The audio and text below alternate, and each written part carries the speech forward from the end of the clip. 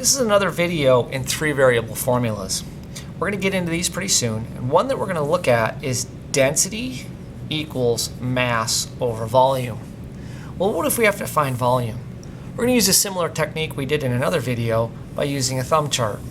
That thumb chart I learned in college, and my professor always said that this line here, this big horizontal line is always divide, and this vertical line is always multiply. And knowing that, I need to take this formula and get it in here.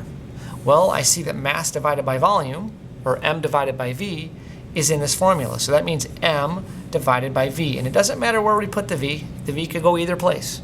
I just happen to put it here. So m divided by v, and it's true, m divided by v, m divided by v. Then my d only has one spot to go. So now if I want to solve for volume, like we said before, I cover up volume, and it's mass divided by density. Yay, it works here in letters, but does it work with numbers?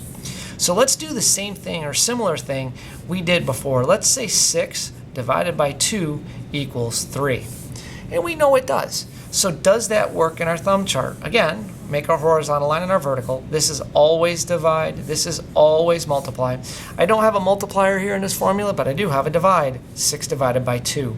Remember the 2, it doesn't matter where it goes. So 6 divided by 2. And then the 3 only has one spot left. This is the only empty spot. I put my 3 here. So knowing this, is it true if I take 6 divided by 2, do I get 3? Look at that, it worked. If I cover that up, 6 divided by 3, 2. Hey, it worked. If I cover that up, 3 times 2 equals 6. It works. So my thumb chart works whether it's divide or multiply.